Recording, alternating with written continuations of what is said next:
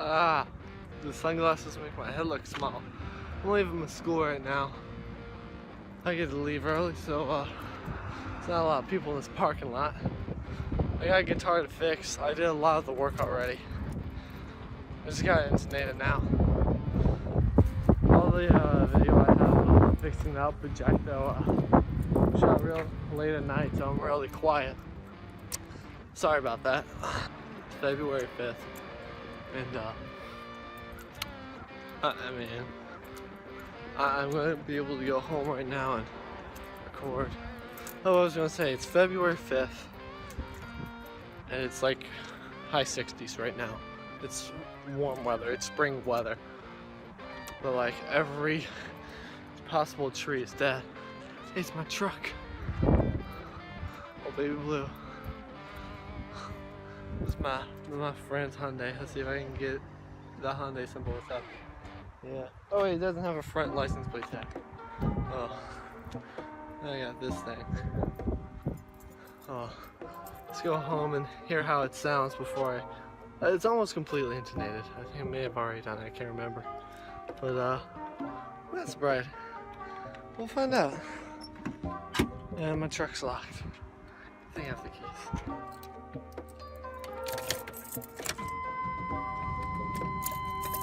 That doesn't sound good. Oh yeah!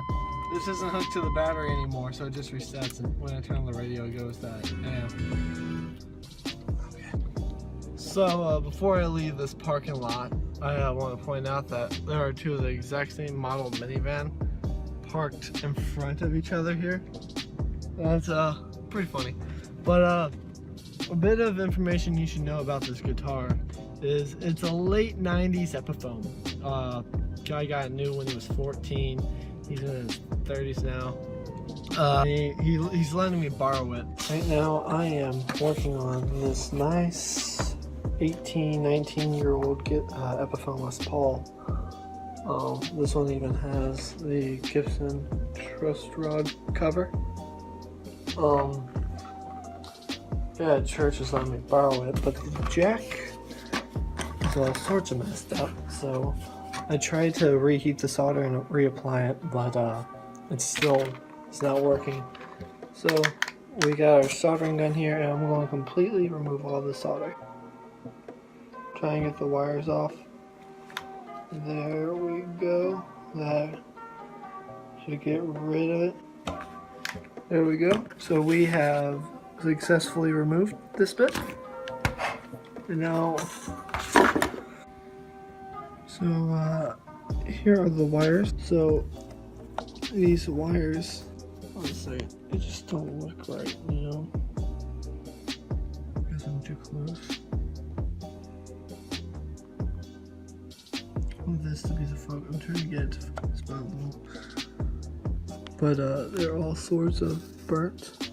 I'm going to try to retwist them, reapply some solder. I'm now just messing with them again. There's like no slack in this. It comes up maybe an inch from the cavity, which is not helpful in the slightest. I'm trying to reach in there, see if I can find any extra slack. So we're now in the control cavity. Oh, I'm sorry. One of these things may be the problem. What's going on is when you twist this a certain way, it'll start buzzing extreme amounts. So yeah, nice spacious cavity. Wires aren't exactly, you know, it's not the best of like any solder job in the world. Lots of excessive solder, lots of very excessive solder on this guitar. These are the two tone pots and two volume. You can see the little capacitors right there, just green capacitors. It's just a very, I mean, it's a good guitar. It's just, so I very crudely soldered these two back on. This one actually did pretty good. I mean, but that one is just like pure solder all over it. But I had to do it because it was not working out in any way, shape, or form. So now, before I screw this back in, I'm gonna plug it up with my 1/4-inch jack. I use big hot cables. Let's find out how this works. So, oh, that's in the way. So here I am, plugging this up. It's plugged in. We turn on this amp. I have headphones in on this amp. So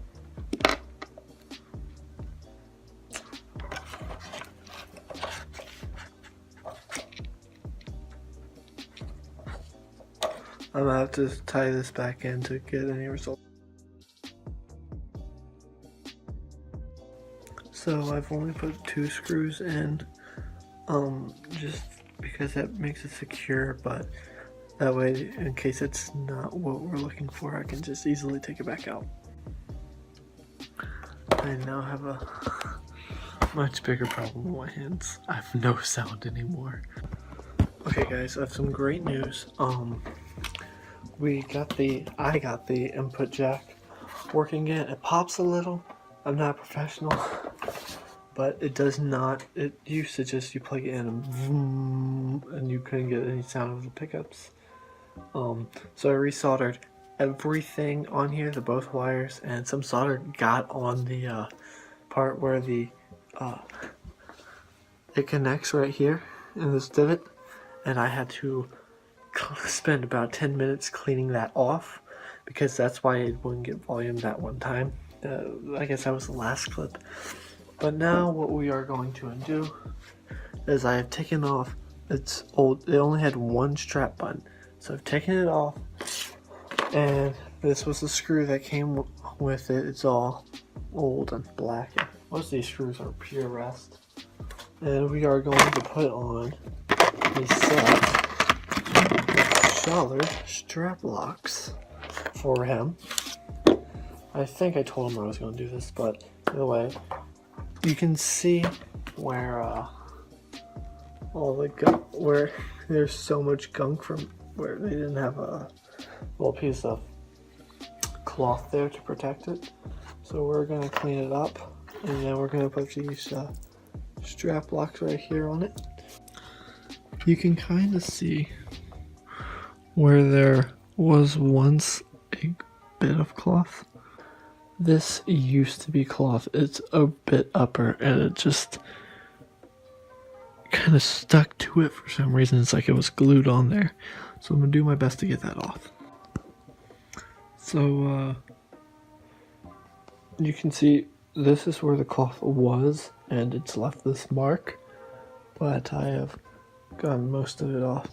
So while I'm polishing this guitar, you can see things like this, which is a dead giveaway of man-made wear.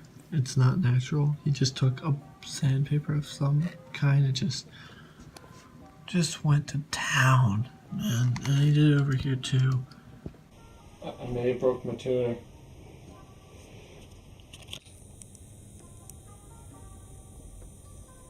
Okay, back to me. Hi.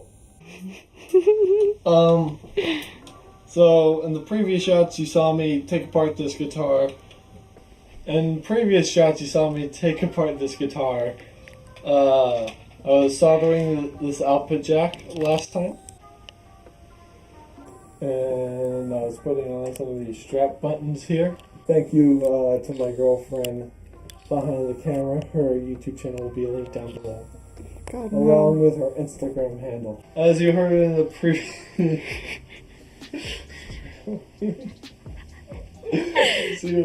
as you probably heard in the previous thing, right before this, I made a little sound recording. Sorry for my terrible playing, that was off timing. And so this guitar has a lot of wear on it.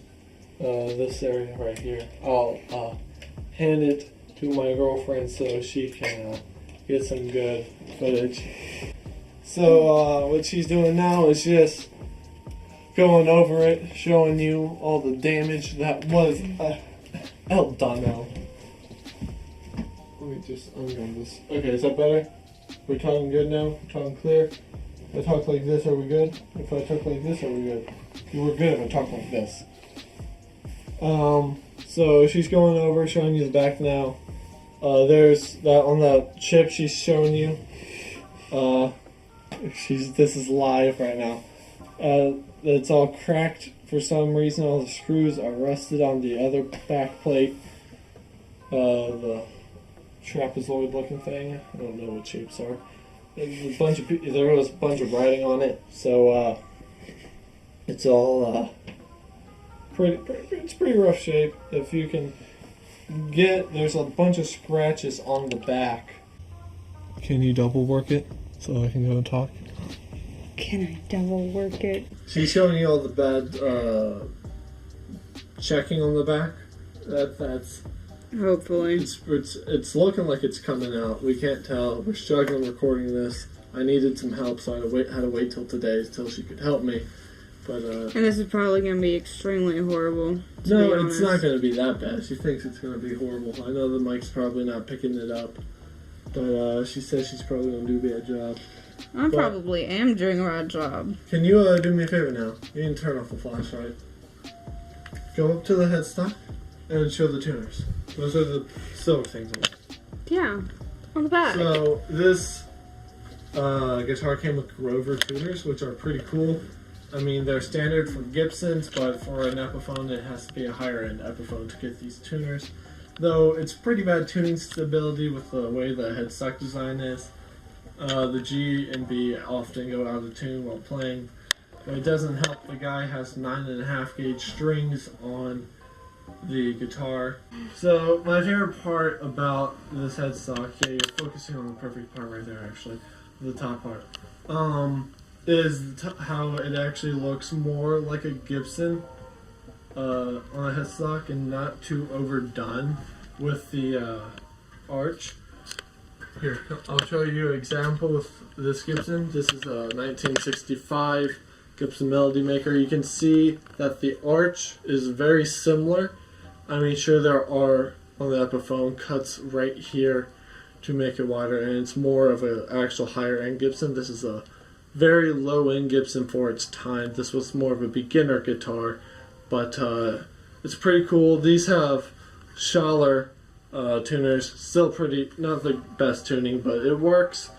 But that Epiphone is a late 90s one with a really good designed headstock. Moving on. Solder joints. There's a lot of them here. Solder joints. They're bad. Look at them. You see how bad they are? Let me just tell you. Hold on a second. Let me move this mic stand. Okay, so I'm gonna grab my. So you can see, for example, right here, this is just a giant blob of a solder joint, and it's pretty bad. It's all over here. Like there's just giant blobs of solder all over the guitar. None of it is really well done. I suspect this was a Korean made Git fiddle. The wiring's all messy. I mean, you can see where everything's going. This blue wire right here needs to be replaced. This goes to the output jack and shorts out every now and then. So I took off the strings, the bridge, and the saddles. Down the back, it just simply says. So the back of this says B2. I know it won't focus. God, I put it was on this way. So that's a thing. I think this is on backwards because I'm pretty sure it's supposed to be able to have this on way up there, but the saddle's on backwards. Oh well. But I undid the screws to the pickup cavity, so we're going to talk about what pickups are in this guitar. So this is really cool. I'm going to save this pickup. This is really cool, so I'm going to save this one for last. But let's start with the bridge pickup here. I'm pretty sure I put them in backwards, but it's whatever. Pretty sure they were in like this. Because it had the both coils facing this way. This on the inside, this on the out. So I had it the other way. This is, on the sticker it says it's a rear pickup. So neck, that's what the R stands for rear. It has the Epiphone engraved, and it says Hot CH, which is a Les Paul Rich pickup for this time era. It has the sticker, it's the original pickup.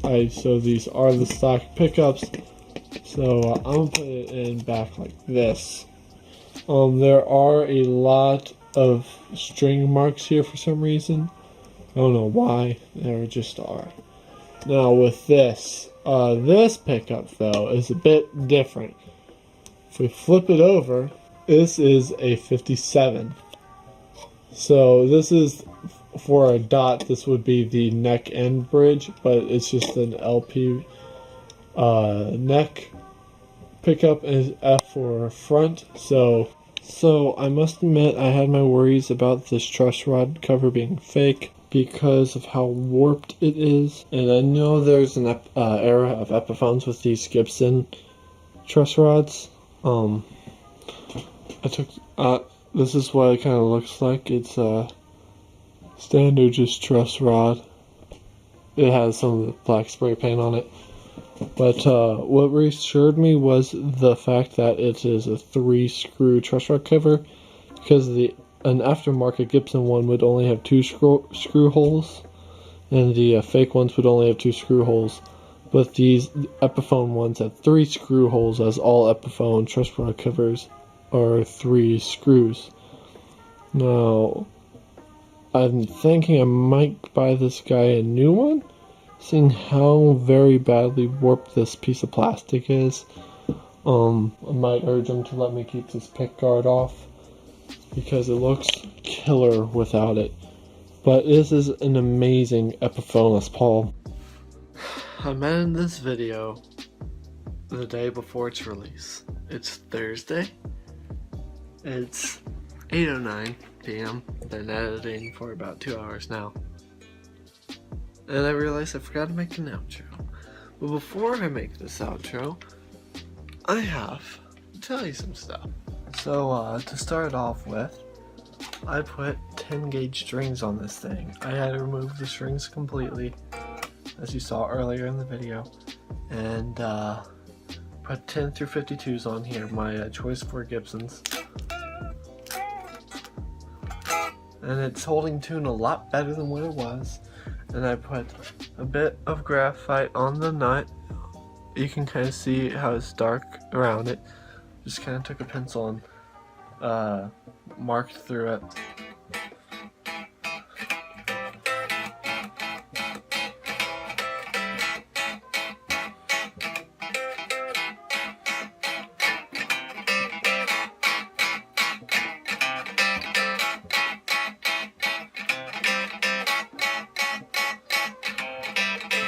Anyhow, I took it to my local guitar shop, the one I made the customer service video about, and showed it to them, and they thought, wow, that's a really cool guitar, glad you're able to use it. So you're on my keyboard right now. That's what these white keys are, in case you were ever wondering. Yes, that is the case.